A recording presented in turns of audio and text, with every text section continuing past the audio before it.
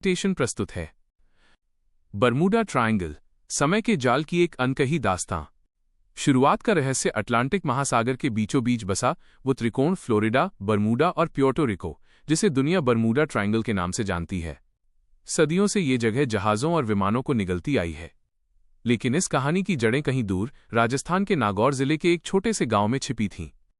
साल 1998 में युवा आरिफ को अपने दादा की एक पुरानी और धूल भरी डायरी मिलती है। डायरी के पन्नों पर एक ही चेतावनी दर्ज थी, जहां सच छुपा है वहां जाने की हिम्मत करो।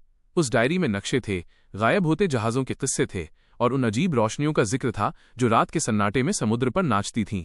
आरिफ ने ठान लिया कि वो इस पहेली को सुलझाकर रहेगा। खतरनाक सफर और प्रकृति का क्रोध। आरिफ अपने दोस्त इमरान के साथ मियामी पहुंचा और एक छोटी नाव लेकर निकल पड़ा उस अनजान सफर पर। शुरुआत में समंदर किसी शांत आईने जैसा था, लेकिन जैसे ही उन्होंने उस काल्पनिक रेखा को पार किया, मंजर बदल गया। आसमान स्याह काला पड़ गया, लहरें दीवार बनकर खड़ी हो गईं और नाव का कंपास किसी पागलों की तरह घूमने लगा।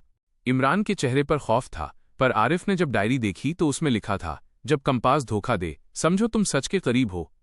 वो रहस्यमयी द्वीप और रुका हुआ समय। तूफान ने उन्हें एक ऐसे द्वीप पर ला पटका जिसके नक्शे में कोई नामोनिशान नहीं था। वहां सब कुछ अजीब था, काले सूखे पेड़ और एक पुराना जहाज जो आधा रेत में धंसा था।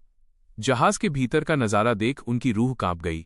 मेज पर खाना सजा था, घड़ियां टिक टिक कर रही थीं, लेकिन वहां कोई इंसान नहीं था। तभी अंधेरे से एक बूढ़ा आदमी निकला, जिसकी आवाज किसी सूखी पत्ती की सरसराहट जैसी थी। उसने एक खौफनाक सच बताया, वो 1975 में यहां आया था, लेकिन उसके लिए समय ठहर गया था। बाहर दुनिया बदल गई, पर उस द्वीप पर घड़ियां सिर्फ धोखा थीं। बरमूडा ट्रायंगल सिर्फ जहाज़ों को नहीं, समय को भी निगल रहा था। असली सच और वो चमकता पत्थर। द्वीप के केंद्र में आरिफ को एक विशाल चमकता हुआ पत्थर मिला, जिससे निकलती ऊर्जा हवा में सिहरन पैदा कर रही थी। जैसे ही आरिफ ने उसे छुआ, उसे अपने दादा की गूंजती हुई आवाज सुनाई दी, यही वो शक्ति है जो सबको कैद करती है। वो पत्थर एक एनर्जी सोर्स था जो स्पेस और टाइम को मरोड़ रहा था। जैसे ही आरिफ ने पत्थर को हिलाने की कोशिश की, पूरी धरती हिलने लगी। रोशनी के एक धमाके के साथ वे अपनी नाव की ओर भागे। वापसी का अंत। जब उनकी आंखें खुलीं तो वे ट्रायंगल से बाहर थे। समुद्र शांत था। आरिफ की घड़ी के हिसाब से सिर्फ 2 घंटे बीते थे, लेकिन जब वे घर लौटे तो पता चला कि दुनिया में 3 महीने गुजर चुके हैं। आरिफ ने सब कुछ अपनी डायरी में लिखा, लेकिन एक बात उसने राज ही रखी।